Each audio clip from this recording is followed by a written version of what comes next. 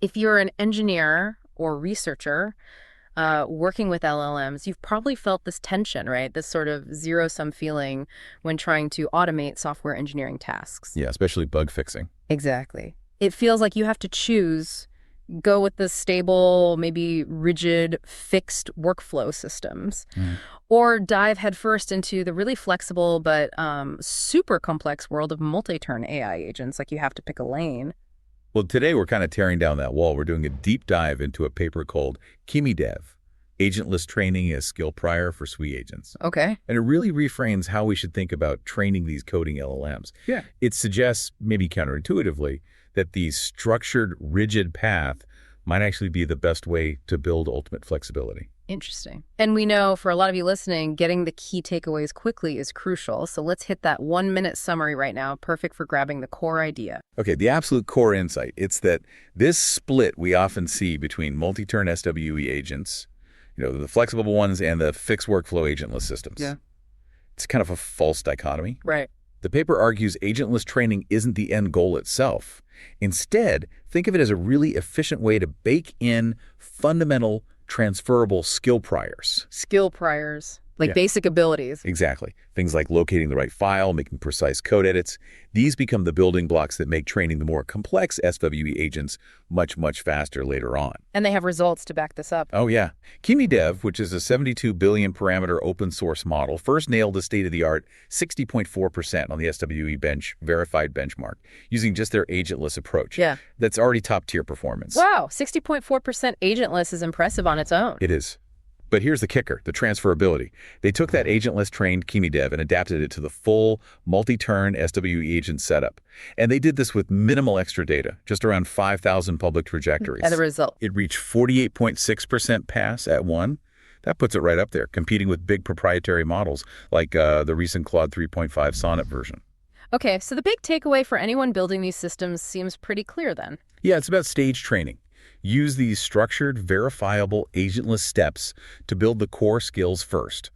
It's proving to be a powerful and really efficient way to get to strong, generalizable coding models. Okay, let's unpack this properly now. Right. So to really get why that 60.4% score matters, you need to understand the benchmark itself.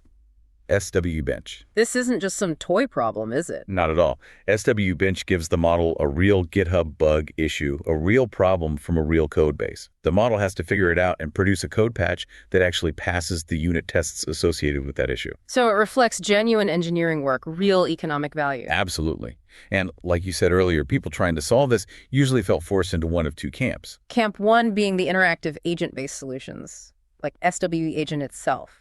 Exactly. Those are the ones trying to act like human developers. They plan, they act, they might search files, run code, reflect on the output. It's multi-turn, iterative. High potential, super flexible. Definitely. But training them, that's the hard part. Why is it such a pain point, particularly at scale? Well, it boils down to the rewards, or really the lack of clear ones, until the very end. You have these really long interaction sequences, maybe dozens of turns. Right. And you only get that final signal pass or fail right at the finish line.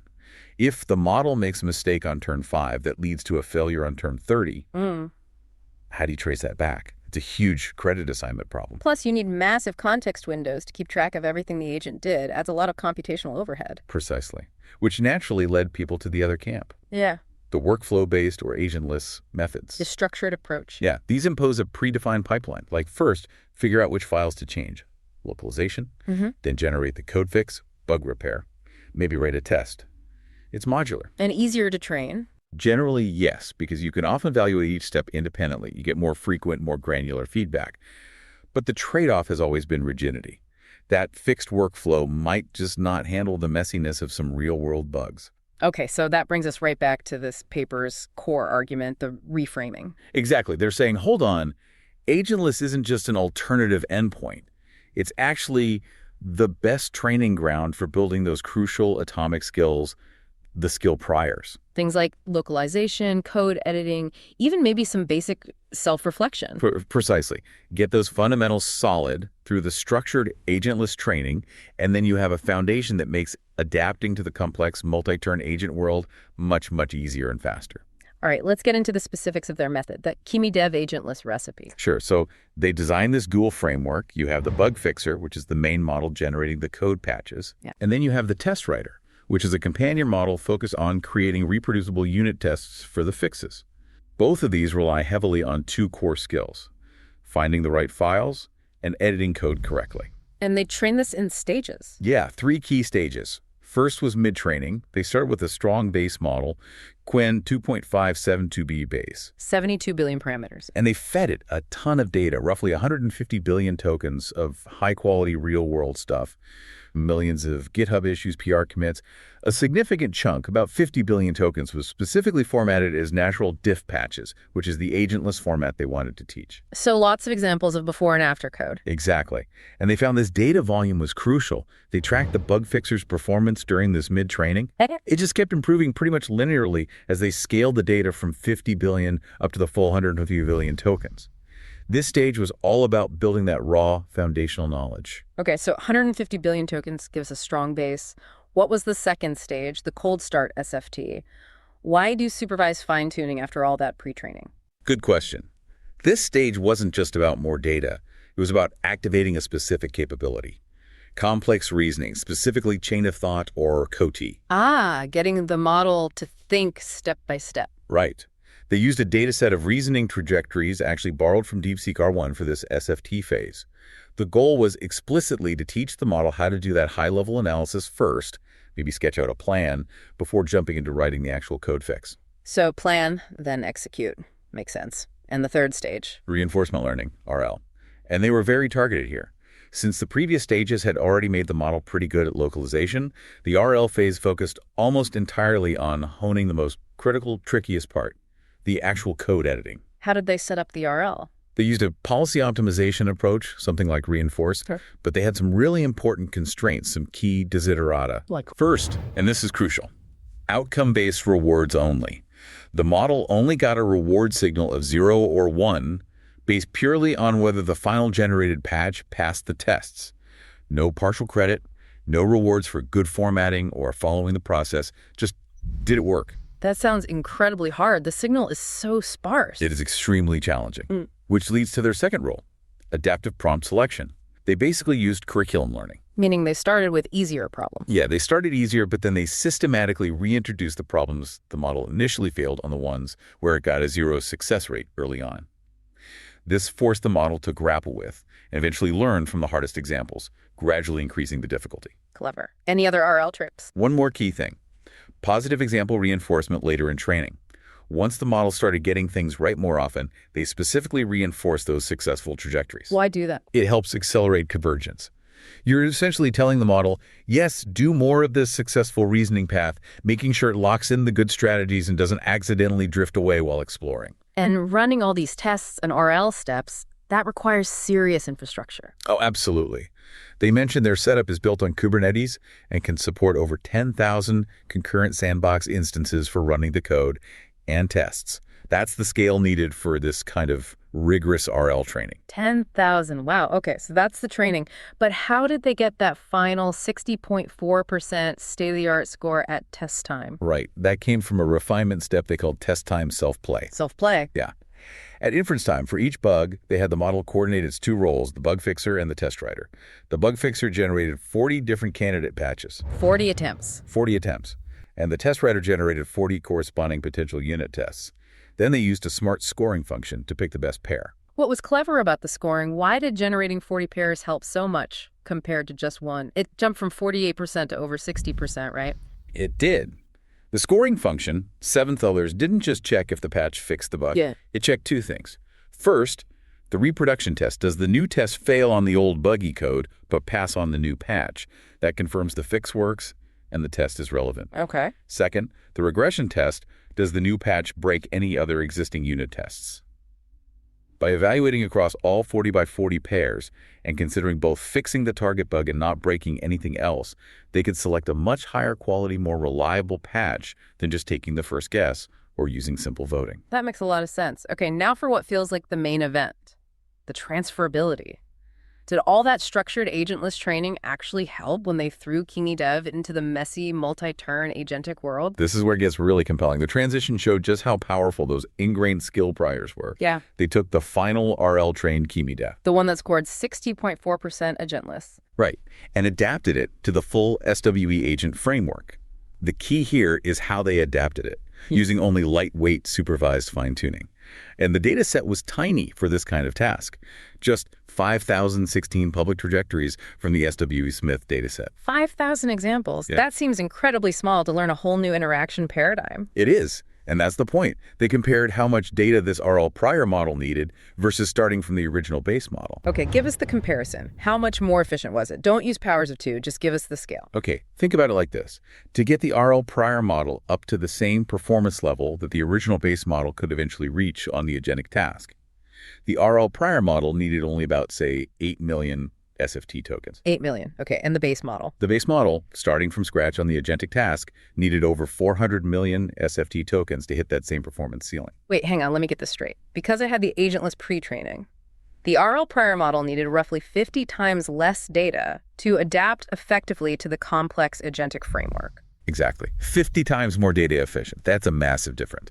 It's the sound of compute budgets sighing in relief. That's incredible. So it wasn't just about having seen more data overall, it was the kind of training. Precisely. The structured agentless stages successfully built these core transferable skills, and they actually measured which skills got stronger. They looked inside the agent trajectories. Oh.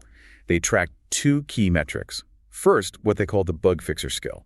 Basically, how often did the agent succeed on its very first attempt at fixing the bug within the multi-turn process? And did the RL prior help there? Significantly. The number of bugs solved on the first try went up steadily with each pre-training stage. It went from 484 cases resolved first try for the base prior up to 605 cases for the RL prior. The initial guess was just fundamentally better. Okay, better first shot. What was the second metric? Reflection skill. This measured how much the agent improved after its initial attempt. So the performance gain achieved through the subsequent turns of planning, acting, and reflecting. And did the RL prior improve that too? It did. The performance boost from these iterative refinement steps increased from adding 94 solved cases for the base prior up to 113 additional solved cases for the RL prior. So not only was its first guess better, but it was also better at using the multi-turn interaction to fix its own mistakes and converge on a solution. Exactly. It could leverage the agentic interaction more effectively. And this ties back to that chain of thought capability they trained in the SFT stage. How so? They observed that the RL adapted agent kept improving its performance even out to 70 interaction turns or more. The agents, based on the earlier priors, like the base model, tended to plateau much earlier, maybe around 50 turns. So the deeper reasoning ability learned in the structure phase translated directly into more persistent, successful problem solving in the complex multi-turn environment. That's the idea. The foundational skills enable more extended and productive interaction. Okay, but one crucial question always comes up with specialized training. Does it generalize? Or did they just overfit Kimi-Dev to the specific kinds of bugs in SWE-bench Verified? A fair question, and they addressed it head on. They tested Kimi-Dev on 2 different benchmarks, designed specifically to check for generalization and robustness to distributional shift. Which ones? First, SWE-bench Live. This uses fresh, unseen bug-fixing tasks scraped from GitHub much more recently, representing a natural shift in the problem distribution. Okay, more current, real-world problems. And the second? SWE-bench Multilingual. This benchmark includes 300 tasks spread across 9 different programming languages. Think Rust, Java, Go, Python, JavaScript, etc.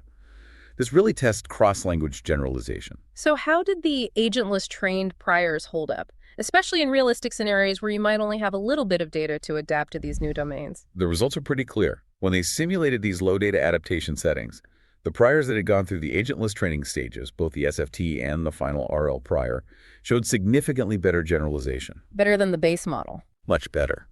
On both the live, distributionally shifted tasks and the multilingual tasks. It confirms that the skills learned aren't brittle. They are robust and transferable. That's really strong evidence for the value of those priors. It is, and they even noticed something else interesting, almost a bonus finding, which they called emergent parallel scaling. Emergent scaling, what's that? They found that if they just prompted the trained Kimi-Dev model to analyze and compare several different patch candidates that were generated in parallel.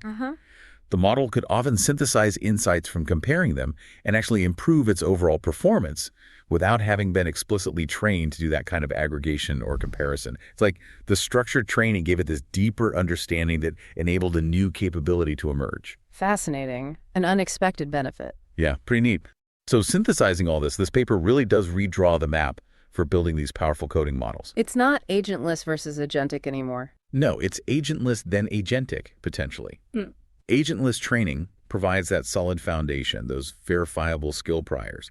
And that foundation makes the subsequent adaptation to the more general, flexible, agentic framework much faster, much more data efficient, and ultimately leads to stronger, more generalizable performance. So wrapping this up, what's the key takeaway for you, the listener?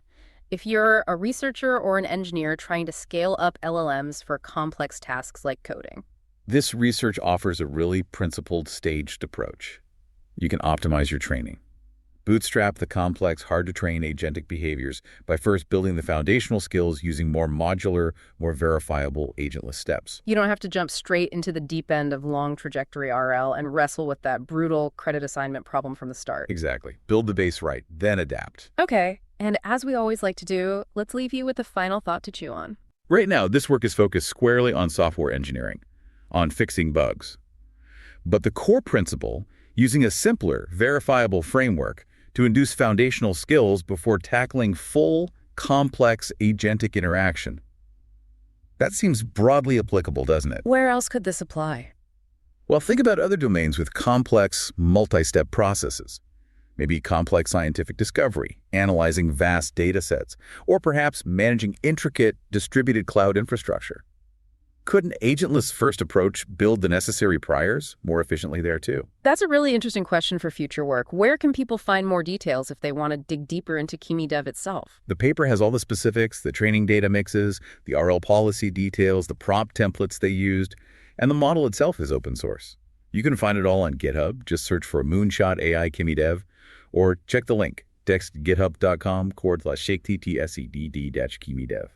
Excellent. Well, that was a fascinating look at reframing how we build capable AI agents. Definitely a lot to think about here. Thanks for diving in with us. We'll see you next time for another deep dive.